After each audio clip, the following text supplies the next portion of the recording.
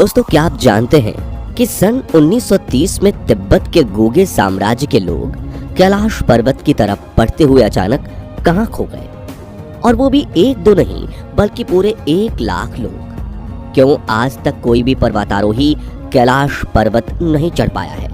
और जब लालची चीन ने कैलाश पर्वत पर हेलीकॉप्टर भेजा और नासा ने अपने सैटेलाइट को कैलाश पर केंद्रित किया, तो उन्होंने ऐसा तो क्या देखा कि अपने सभी मिशन माउंटेन कैलाश रातों रात बंद कर दिए? और क्या कैलाश पर्वत के नीचे एलियंस की पूरी नगरी बसती है? जानने के लिए पूरा वीडियो जरूर देखिए। दोस्तों, कैलाश पर्वत इस दुनिया की एकमात्र ऐसी जगह है जो अपने अंदर अनेकों ऐसे रहस्य समेटे हुए है। फिर चाहे वो पर्वत के आसपास मौजूद अजीबो गरीब मैग्नेटिक फील्ड हो जिसमें सभी कंपास काम करना बंद कर देते हैं, या पर्वत के चारों तरफ गूंजने वाली ओम की धुनी हो, या फिर इस पर्वत से जुड़ी अलग अलग धार्मिक मान्यताएं हो। जैसे कि हिंदू धर्म के ग्रंथों के अनुसार कैलाश पर्वत भगवान शिव का निवास स्थान है और वो आज भी अपने परिवार के साथ कैलाश पर्वत पर रहते हैं। इसके अलावा शास्त्रों के अनुसार कुबेर की नगरी भी कैलाश पर्वत पर ही स्थित है। वहीं चीन के तिब्बत में रहने वाले बौद्ध धर्म गुरुओं का ऐसा मानना है कि माउंट मेरू यानी कैलाश पर्वत पर बुद्ध भगवान के अलौकिक रूप देमे चोक रहा करते थे। जबकि भारत के जैन धर्म के लोगों की ये मान्यता है कि उनके प्रथम तीर्थंकर ऋषभ देव को कैलाश पर्वत पर निर्वाण की प्राप्ति हुई थी। इतना ही नहीं, हिंदू धर्म के सबसे बड़े ग्रंथ महाभारत में कहा गया है कि अपनी बीवी द्रौपदी के साथ पांडव भाइयों ने भी मुक्ति के लिए कैलाश पर्वत की चढ़ाई की थी, क्योंकि इसे स्वर्ग लोक का प्रवेश द्वार माना जाता है। ये सभी मान्यताएं कहीं ना कहीं इस तरफ इशारा जरूर करती हैं कि कैलाश पर्वत दुनिया के सबसे पवित्र स्थानों में से एक है। लेकिन फिर क्यों आज तक कोई भी साधारण मनुष्य कैलाश पर्वत पर चढ़ाई नहीं कर पाया? और क्यों कैलाश की चोटी पहुंचने की जिद करके आगे बढ़ने वाले पर्वतारोहियों की रहस्यमयी तरीके से मौत हो जाती है? इन सवालों को लेकर भारत के विद्वानों का कहना है कि कैलाश पर्वत की भूमि इतनी पवित्र है कि कलयुग के तामसिक मनुष्य इस पर कभी चढ़ाई नहीं कर पाते, और पर्वत की चोटी पर सिर्फ वही पहुंच सकता है जो आत्मिक और शारीरिक तौर पर आध्यात्मिकता के उच्च स्तर को पा चुका हो, जिसके लिए इस दुनिया की मोह माया को त्यागना जरूरी है। लेकिन बदकिस्मती से आजकल कोई भी ऐसा मनुष्य नहीं है जो लाभ, लालच या मोह माया और बुरे ख्यालों से दूर हो और जिनका मन शुद्ध हो। इसलिए कैलाश पर्वत पर आज तक कोई नहीं चढ़ पाया।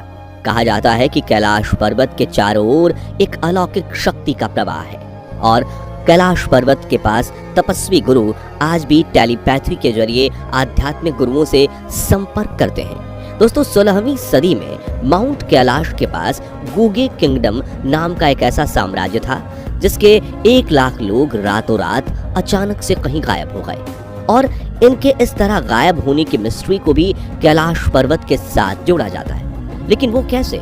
आइए शुरुआत से समझते हैं। तो 13वीं सदी में माउंट कैलाश के पास एक शासक ने जब गुगे साम्राज्य की स्थापना की थी, तब इसकी हालत बिल्कुल खस्ता थी।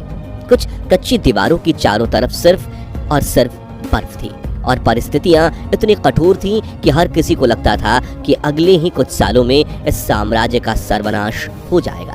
लेकिन अगले 200 सालों में इस जगह ने अपना रुख इस तरीके से बदला जिसकी कल्पना भी किसी ने नहीं की थी। एक ऐसी जगह जहां लोगों को भुखमरी से मरना चाहिए था, वहां आज खाने पीने से लेकर रहने तक हर वो सुविधा थी जिसकी इंसान कल्पना कर सकता है। एक ऐसी जगह जहां की जनसंख्या कुछ हजारों से शुरू होकर 1 लाख लोगों तक पहुंच चुकी थी। साथियों, 16वीं शताब्दी आते आते आसपास के राज्य इनसे मित्रता का हाथ बढ़ाने की कोशिश में लग गए, जबकि मुगल इस राज्य को हड़पना चाहते थे। लेकिन वहां के शासकों को किसी की दोस्ती और दुश्मनी मंजूर नहीं थी। वो लोग बस अपने में ही शांति से रहना चाहते थे।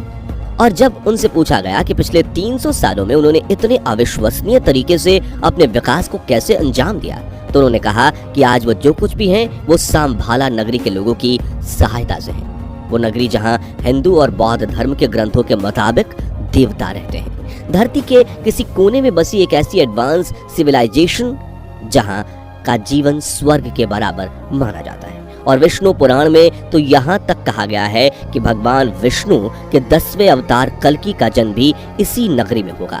गुगे साम्राज्य की इसी तरक्की के पीछे के राज से पर्दा उठाने के लिए और इसे अपने कब्जे में करने के लिए 16वीं सदी में लद्दाख के राजा ने यहाँ पर हमला करने का षड्यंत्र बनाया और 1633 में लद्दाख के सैनिकों की फौज ने गुगे साम्राज्य को चारों तरफ से घेर लिया ताकि कोई भी नागरिक बाहर ना जा सके।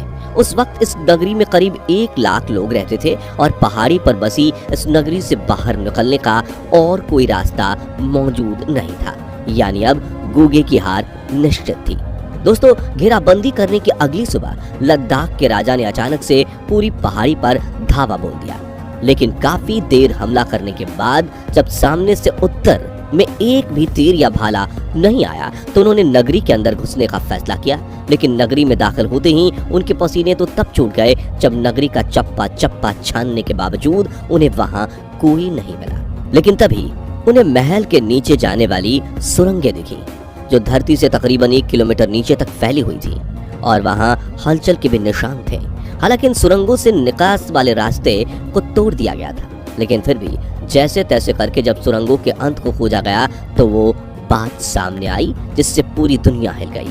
जी हाँ, वो सभी सुरंगें आगे जाकर जहाँ मिल रही थी उस जगह का नाम था कैलाश पर्वत। गुगे साम्राज्य के अचानक से गायब होने की घटना पर अनेक एक्सपर्ट्स का कहना है कि वो लोग जिस संभाला नगरी की बात करते थे वो पूरी की पूरी नगरी शायद कैलाश पर्वत के नीचे छिपी हुई है। यहीं पर देवों का वास है जो इन्हीं सुरंगों के जरिए गुगे साम्राज्य की मदद करते थे। और फिर जब गुगे पर आक्रमण हुआ तो संभाला के लोगों ने गुगे वासियों को अपनी नगरी में शरण दे दिया।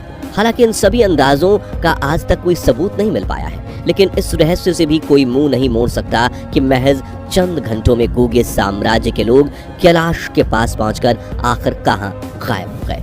आपको बता दें कि कुछ एक्सपर्ट्स के मुताबिक कैलाश के नीचे बसी इस संभाला नगरी में एलियंस रहते हैं। खैर दोस्तों, अनेक रहस्यों को खुद में छुपाए बैठा कैलाश पर्वत पहले भारत का हिस्सा हुआ करता था, लेकिन फिर सन 1962 में चीन ने भारत पर हमला कर दिया और भारत के करीब 43,000 वर्ग किलोमीटर जमीन पर कब्जा कर लिया था, जिसमें तिब्बत के साथ कैलाश पर्वत भी शामिल था। इसी तरह भारत का ये पवित्र स्थल चीन का हिस्सा बन गया था, जिसके बाद लालची चीन ने कई बार कैलाश पर चढ़ने की कोशिश की, लेकिन उनके हाथ हमेशा नाकामयाबी ही लगी, जो देखकर चीन ने कैलाश की चोटी पर हेलीकॉप्टर भेजने की कोशिश की। लेकिन जब भी हेलीकॉप्टर ऊपर जाने के लिए रवाना होता तभी मौसम बिगड़ जाता, लेकिन फिर भी चीन ने किसी तरह से एक हेलीकॉप्टर को ऊपर की तरफ रवाना किया, लेकिन वो आधे रास्ते से ही वापस आ गया। इस हेलीकॉप्टर में बैठे वैज्ञानिकों का कहना था कि पहले मौसम बिल्कुल साफ था, लेकिन फिर अचानक से आसमान में इतने घने बादल आ गए कि मानो वो हेलीकॉप्टर को निगलने वाले हैं। मगर हम लोग हिम्मत करके अपने हेलीकॉप्टर को और ज्यादा ऊंचाई पर ले गए, तभी आसमान में बिजली कड़कने लगी और बर्फबारी शुरू हो गई। इतनी ऊंचाई पर हवा का प्रेशर भी इतना ज्यादा बढ़ गया था कि हेलीकॉप्टर को कंट्रोल कर पाना बहुत ज्यादा मुश्किल हो गया था। आगे उन्होंने बताया कि माउंट कैलाश पर सभी दिशाएं आकर मिलती हैं, जिसकी वजह से दिशा भ्रम हो गए थे। साथ ही उनके कंपास ने भी काम करना बंद कर दिया, इसलिए उन्होंने अपने सफर को आधे में रोककर फिर से नीचे आना ही सही समझा और तेजी से धड़क रहे अपने दिल को थामकर वो धीरे धीरे नीचे वापस आ गए, जिसके बाद से कभी भी किसी भी हवाई जहाज या हेलीकॉप्टर को कैलाश पर्वत के ऊपर से जाने की अनुमति नहीं दी जाती है। खैर, चीन की इस नाकामयाबी को देख साल 2015 में अमेरिकी एजेंसी नासा ने अपनी सैटेलाइट को कैलाश पर्वत पर केंद्रित करके गूगल अर्थ से रिसर्च करना शुरू किया और कैलाश का रहस्य देखकर नासा के वैज्ञानिक भी पसीने छोड़ चुके थे। जी हाँ, कैलाश पर्वत निरीक्षण के बाद नासा के वैज्ञानिकों ने जो तस्वीरें साझा की उसमें हम कैलाश पर्वत पर एक परछाई देख सकते हैं, जिसे देखकर ऐसा लगता है मानो कोई इस पर्वत की चोटी पर ध्यान मुद्रा में बैठा हो, जिसे ज्यादातर लोग भगवान शिव कहते हैं। वैसे तो इस बात पर यकीन करना काफी मुश्किल है, लेकिन ये सभी तस्वीरें नासा ने खुद शेयर की और आप चाहें तो इन तस्वीरों को गूगल पर जाकर भी देख सकते हैं। तो दोस्तों, आज से 400 साल पहले आखिर गुगे साम्राज्य के साथ क्या हुआ होगा और क्या वैज्ञानिक कभी कैलाश पर्वत के इन अनसुलझे रहस्यों से पर्दा उठा पाएंगे या फिर अगले हजारों लाखों साल तक कैलाश पर्वत अपने रहस्यों को छिपाए ही रखेगा? इस बारे में अपनी राय बताइए और वीडियो पसंद आया हो तो इसे लाइक और शेयर करने के साथ हमारे चैनल को सब्सक्राइब करने के साथ ही पास वाली घंटी जरूर